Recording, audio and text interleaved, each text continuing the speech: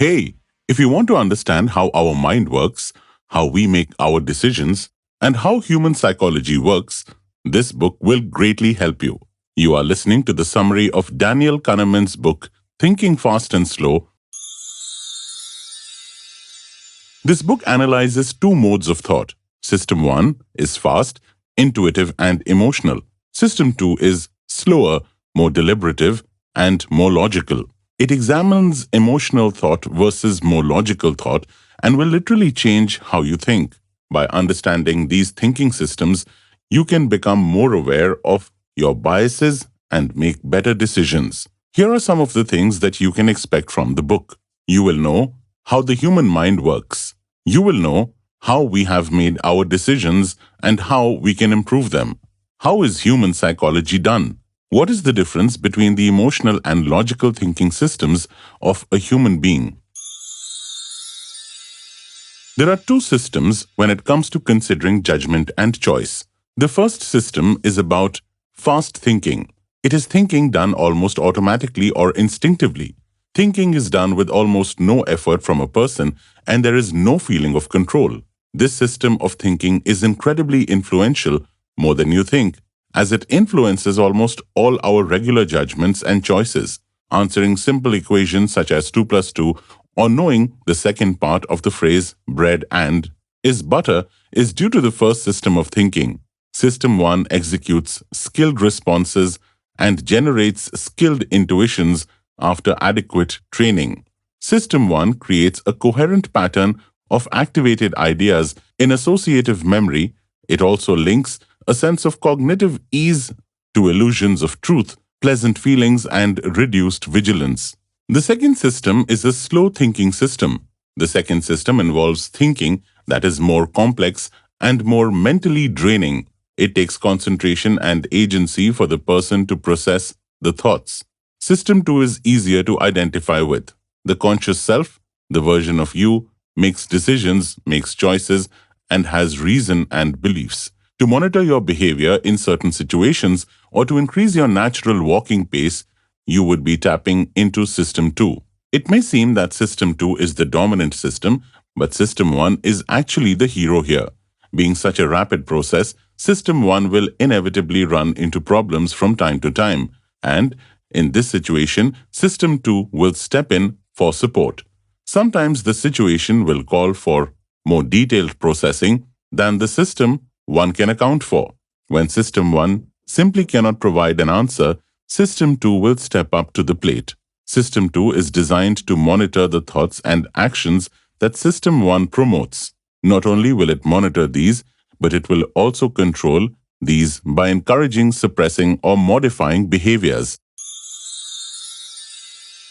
The conscious and subconscious aspects of our mind compel us to generate related thoughts. For instance, when discussing food, our subconscious fills in associations with hunger and cravings, while discussing on cleanliness triggers thoughts of orderliness.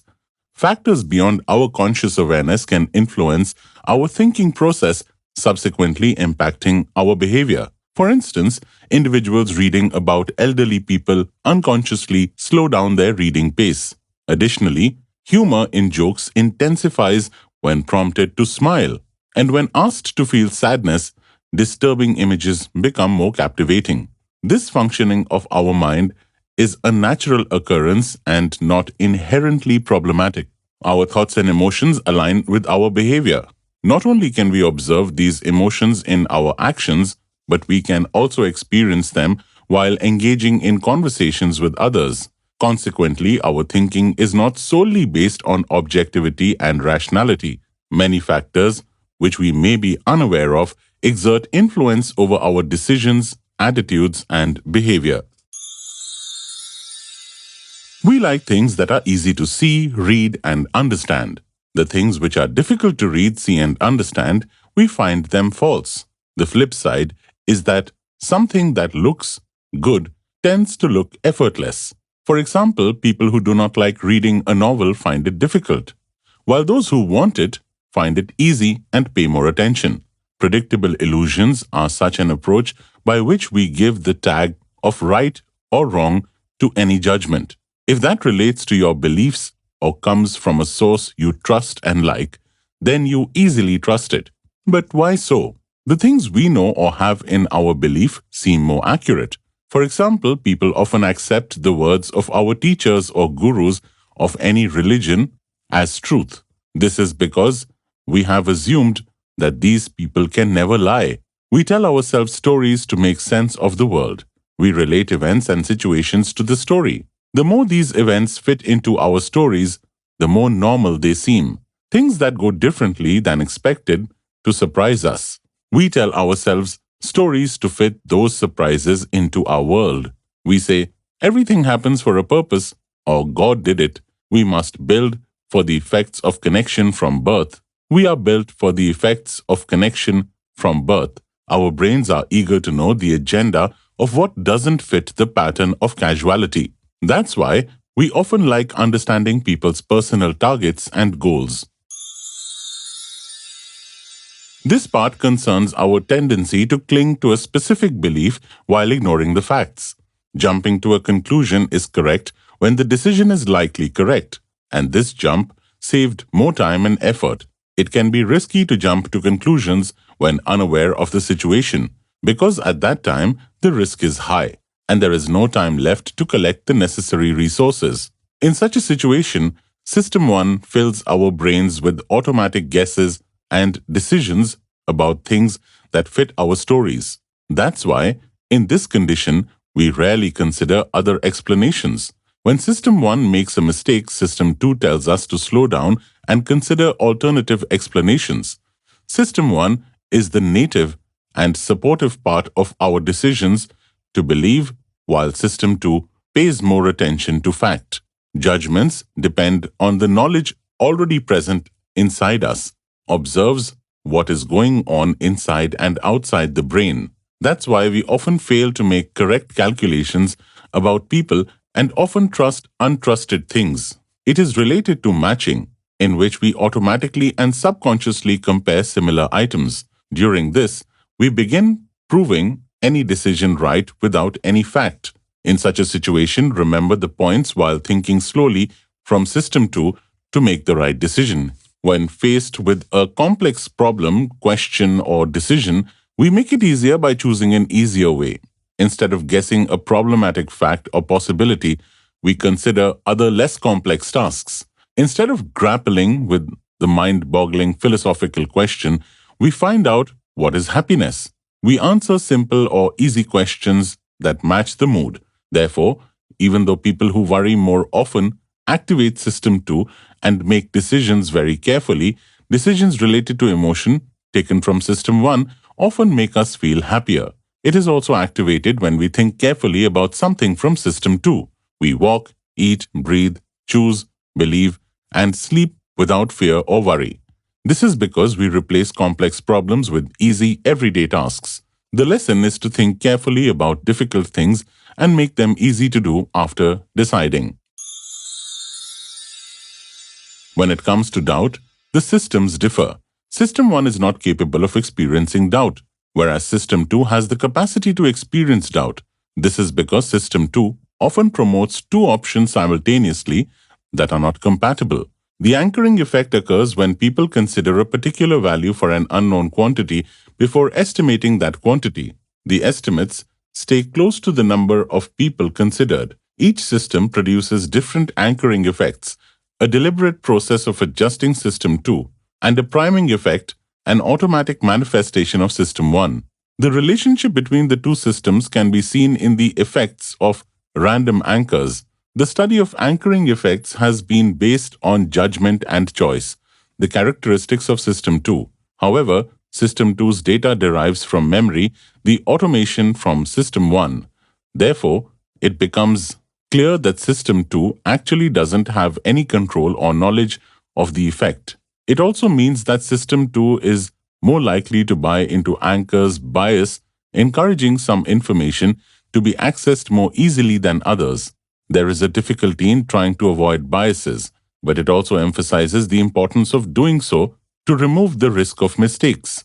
The ease with which instances come to mind in a System 1 heuristic, which is replaced by a focus on content when System 2 is more engaged. Multiple lines of evidence converge on the conclusion that people who let themselves be guided by System 1 are more strongly susceptible to availability biases than others in a state of higher vigilance. The concept of risk is a human invention. They designed it to assist them with the navigation of dangers, fears, and uncertainties. There are real dangers and uncertainties. However, concept of real risk or objective risk does not actually exist. System 1 and System 2 should be indicted when an incorrect intuitive judgment is made. System 1 suggested the incorrect intuition and System 2 endorsed it and expressed it in a judgment. System 2 is capable of failure, and this happens for two reasons: ignorance and laziness. System 1 is capable of making extreme predictions. System 1 is prone to using not a whole lot of evidence to make sometimes irrational predictions. He explains that this is due to the nature of the System 1 being more likely to jump to overconfident conclusions without enough evidence. When asked to estimate numbers like divorce frequency, pollution, or the number of deaths due to plane crashes, we quickly answer what we have experienced. It becomes easy to respond when we have a personal emotional experience. Someone who has been a robbery victim can better estimate the frequency of burglaries. Someone who has experienced reports of school shootings can better count the number of gun crimes, and someone who works at home has more homework experience. A person who has experienced a tragedy can better judge the risks and benefits. The person who has yet to share such danger will be less able to guess such things. When a friend has cancer, we get tested. When we don't know someone has cancer, we underestimate the risk. So the lesson is that it is wrong to minimize the frequency of an event based on ease rather than just statistical calculation. When there is a pile of news, our statistical senses start deteriorating. A recent plane crash tells us that air travel is more dangerous than car travel. After this, the more we fear air travel, the more excited the news anchors sensationalize the plane crash, which increase the fear. The more we see the fear of the thing, the more the fear grows in our minds. Therefore, before reacting to a small problem or news, consider whether it is positive or negative. Like profiling or stereotyping, representativeness is used to make decisions based on who we are like. In such a situation, we like it without looking at other factors. It relates to probability, likelihood, statistics, basic rate, or sampling sizes. In the author's baseline coaching career, scouts admitted players based on how similar their appearance was to other good players, because he believed that once players were recruited based on actual statistics, the game standard would improve. Even though we like a book cover design, we'll still enjoy the book. You cannot judge a book by its cover. Similarly, the possibility of running a lovely startup restaurant may be less, even if it is good to watch from the outside. Many well-run companies keep their outward-looking policies neat and clean, keeping the company decorative from the outside. But a well-kept lawn doesn't guarantee that the people inside are more excellent too. Therefore, we should make decisions based on facts to discipline our lazy minds. Think like a statistician, judging a person, place, or thing only by looking at its other factors based on how similar it is to something else can be the right decision. We can make accurate predictions when given the right kind of statistical data. But when statistical data and a personal story are told to explain things, we tend to pay more attention to the story than the data. We remember the story part better than the data, so try to relate the things you want to remember to the story. Narrative fallacies emerge as we persistently strive to make sense of the world. We constantly deceive ourselves by constructing fragile explanations of the past and accepting them as truth. The illusion we face is our inclination to believe that we truly comprehend the past. This belief, in turn, leads us to assume that we can predict the future. However, our understanding of the past is not as profound as we may think. The key to grasping and anticipating the future lies in modifying the language we employ when reflecting on our past beliefs. Language holds significant power as it shapes our perception of reality. Hence, it is crucial to utilize appropriate language when contemplating the past. Hindsight is the comprehension of a situation only after it has unfolded. Hindsight bias profoundly impacts how decision makers evaluate choices. It causes observers to assess the quality of a decision not based on the soundness of the process, but rather on the outcome being favorable or unfavorable. Those who struggle the most with hindsight are individuals who hold positions as agents over others and decision makers, such as doctors, financial advisors, social workers, or politicians. It becomes all too easy to shift blame away from ourselves and onto these decision makers when their choices do not align with our expectations. Furthermore, we often fail to give them credit when their decisions yield positive results, assuming that they were simply performing their duties. According to System 1, the world should be a predictable and easily understandable place. However, this belief is merely an illusion. The illusion that we have fully comprehended the past perpetrates the further illusion that we can predict and control the future.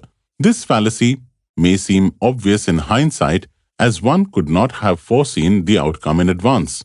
Mistakes are inevitable when making assumptions and predictions. Nevertheless, according to Kahneman, we can learn from these mistakes. The first lesson is that the world is unpredictable and errors will inevitably occur. Secondly, we can learn that confidence should be viewed as a measure of accuracy.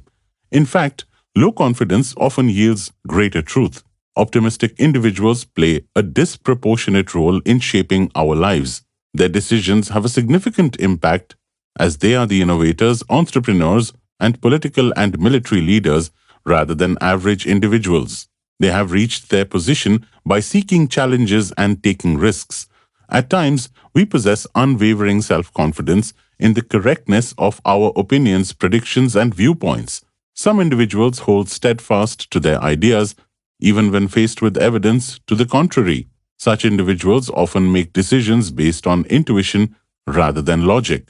Confidence is a feeling that reflects access to information. Individuals with extensive knowledge and experience in their field often need to display higher confidence, even exaggerating their capabilities. Certain characteristics are often observed in such individuals, such as unwavering faith in their abilities, forming alliances with like-minded peers, emphasizing a track record of success, and disregarding failures.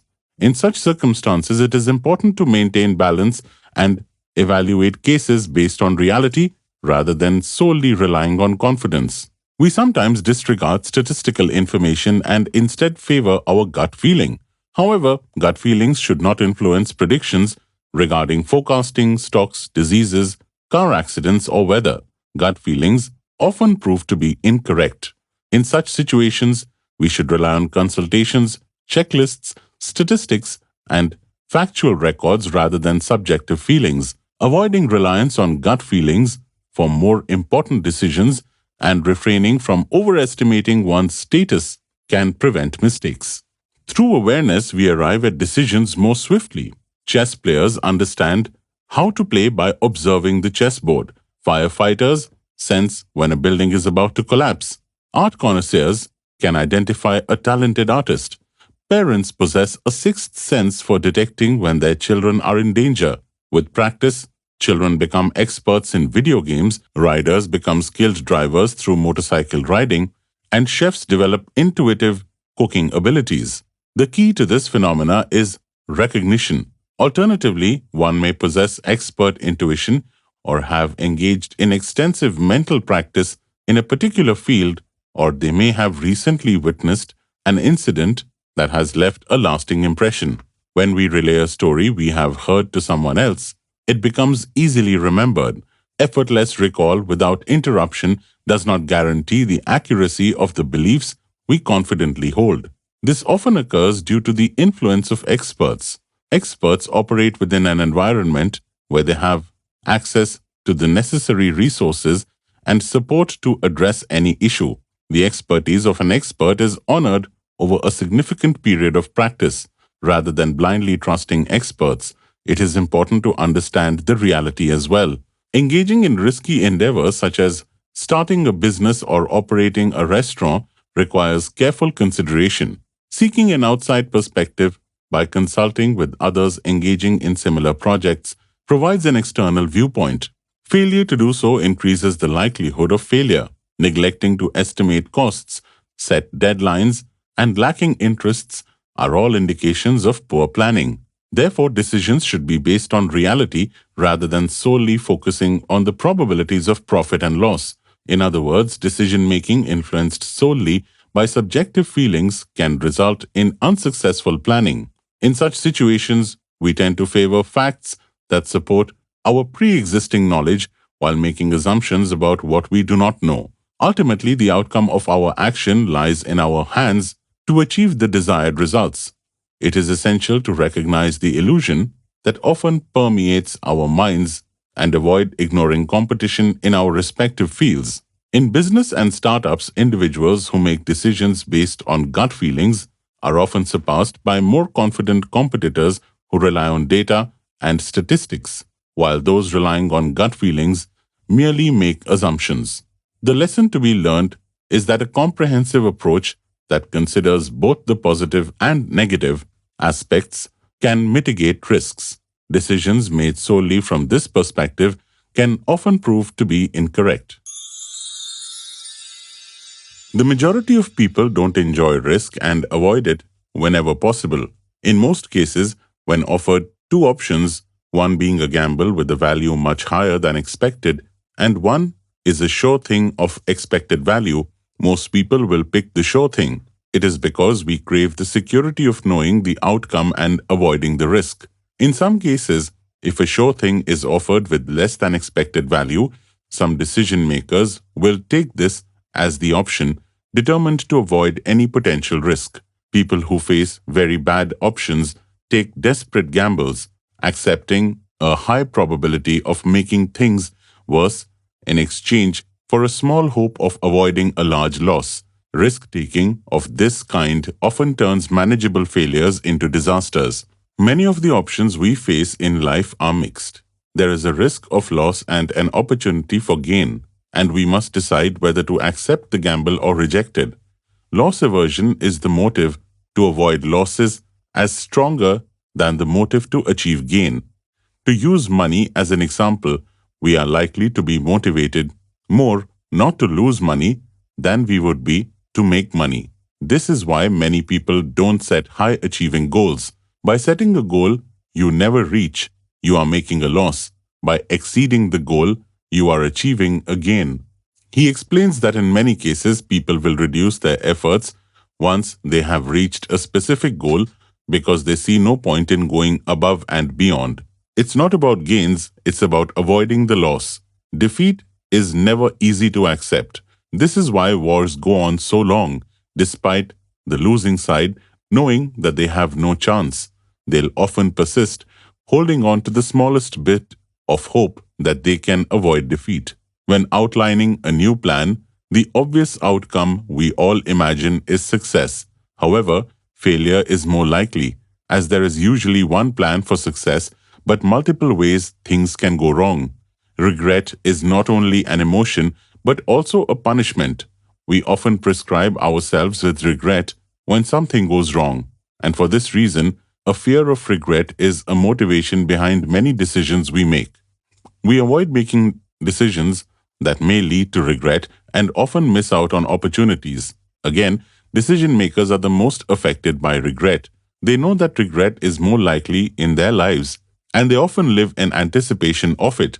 It gives the emotion of regret power, and it has a significant role in all decisions. We often think that something has only objective value.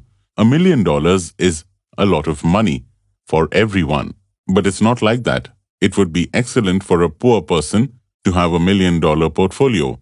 At the same time, a billionaire with a $1 million portfolio would be considered poverty. However, the amount is the same. One gains, the other loses. Similarly, the psychological state of a person plays a vital role regarding risk, value, anxiety, or happiness. We confidently make decisions about our psychological conditions without checking all the facts. Once you accept a principle and use it as a tool in your thinking, it is difficult to notice its flaws. If you encounter an observation that doesn't fit your model, you assume that there must be an excellent explanation you've somehow missed. You are unable to accept that your principles were wrong. When we compare a typical result with a high impact, we go towards a high development because with the same amount of hard work, we will get high mark, or on the other hand, with the same amount of work, we will get a typical result. For example, by buying a lottery ticket, there is a high outcome of winning money instead of hard work to earn money. In such a situation, the probability of results, which are almost sure to give fewer results, is given less importance. This means that people associate the values of gains and losses and look at different probabilities of outcomes rather than just money. The pattern of preferences is responsible for this. 1. When the result is enormous, such as a lottery ticket, the buyer realizes his chances of winning are minimal. They can only succeed with the lottery ticket, but at least dream of it. That's why they buy. 2. This explains why people buy insurance. We pay for insurance to buy protection and peace of mind. 2. This explains why people take desperate gambles. Those facing a significant loss just look at the gambling as an opportunity for a slight glimmer of hope to avoid it. But often, these risks make their conditions worse than before. It makes more sense to focus on things that are more likely to happen, such as rain tomorrow or financial needs, than things that are less likely to happen, such as terrorist attacks, disease, floods, and landslides. Most people are so afraid to take risks that they avoid all kinds of risky activities. But the author says this is wrong, because some chances, which may seem like gambling, are in our favor, and not taking them can make you lose money. In general, one way to avoid risk is to consider how much you can benefit from that risk. Thinking small, looking at short-term losses, and not taking risks for long-term gains can keep you poor. In such a situation, people often become victims of hopeless mirage. The author says that people want to do a lot in life, but when it comes to taking risks, they back down and cut short their dreams, which is incorrect. Not all chances are wrong for us. If you are taking risks for your business or job, then it is only for your benefit. The System 1 calculator influences many people, which scores not only the potential financial gains and losses of the transaction, but also the emotional risks, rewards, and possible regrets of our financial advice. We are often ready to sell money-making stocks because it makes us feel like intelligent investors, and we are less inclined to sell stocks that are losing money because it gives us the feeling of defeat. It is irrational because we would make more money by selling the losers and sticking with the winners, because at this time, our mind is keeping score of our emotional status, which does not want to make us feel defeated. To minimize our losses and avoid feeling wrong about being called a failure, we often put good money behind bad investments and stick with the investment to avoid the things of the world, long in disrespectful marriages, long live and stay in a career you don't like. It is not good to keep it in for too long. We have all an experiencing self and a remembering self. The experiencing self often comes before our remembering self. That is, you can already experience the fun of 13 days of vacation. But if things go wrong on the 14th day, you will remember that vacation as a negative vacation. Our memory overrides our experiences. How an experience ends holds more weight in our memory than how the moment we lived. For example, what we did last after coming from a mountain trip is remembered for a long time. Similarly, our mind can capture the end moments better. It is more important than how friendly and lovely an experience was, how memorable it was. It is easy to assume that we make all our decisions with our best interests at heart. However, this is simply not the case. Making a decision is not necessarily considering our preferences despite basing them on experience. This issue is that memories significantly influence our decisions and preferences, and memories are not always right. Even short-term memory is limited. A memory from only 15 minutes ago can be remembered differently, impacting your decision making. The author uses an example of a failed marriage to explain the memory issue. When looking back at a failed marriage, you're likely to have only negative thoughts, considering the painful divorce process and the last few months potentially tense and miserable. You fail to remember the years and years of happiness and love you enjoyed. Just because it ended on a bad note doesn't mean that the whole experience was terrible. But unfortunately, we are predisposed to remember the bad parts, which are then taken forward to help make future decisions. A single happiness value does not easily represent the experience of a moment or an episode. There are many variants of positive feelings, including love and joy.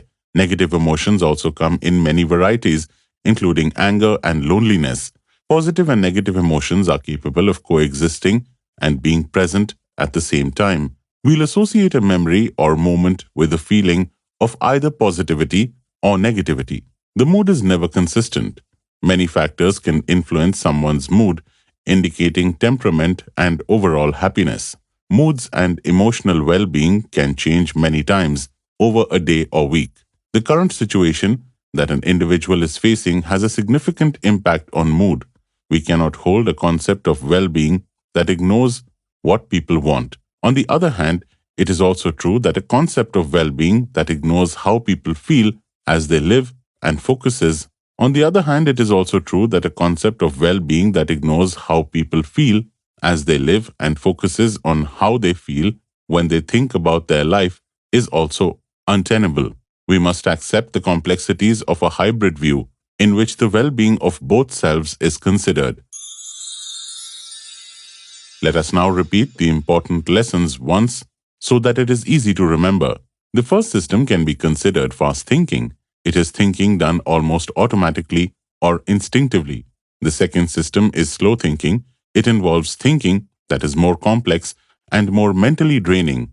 It takes concentration and agency for the person to process the thoughts. We often rely on System 1, but System 2 is implemented with more rational thought and conscious decision-making when that fails us. System 2 is better suited to problem-solving and intense analysis. System 1 is not capable of experiencing doubt, whereas System 2 has the capability of System 2 has the capacity to experience doubt. System 1 is predispositioned to jumping to conclusions with limited evidence. System 1 is predisposed to jumping to conclusions with limited evidence. System 1 is also likely to make predictions and assumptions about the future without assessing the evidence. We are more likely to do anything we can to avoid risk than we are motivated to make gains. We assume that we know everything about our past and can predict what the future might hold. However, we know less about the past than we think. Memories influence decisions, but memories can be misleading or wrong. Our thoughts and feelings are the same if we behave in specific ways. You will not be able to see these emotions in your behavior, but you will also be able to feel them while talking to someone. The more we see the fear of the thing, the more the fear of it grows in our minds. Therefore, before reacting to a small problem or news, consider whether it is positive or negative.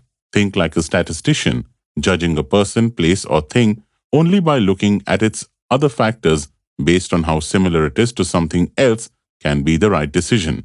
We can make accurate predictions when given the right kind of statistical data. But when statistical data and a personal story are told to explain things, we tend to pay more attention to the story than the data. We remember the story part better than the data. So try to relate the things you want to remember to the story. Before a point of view about something, it is necessary to see why it is like that, which is not being shown.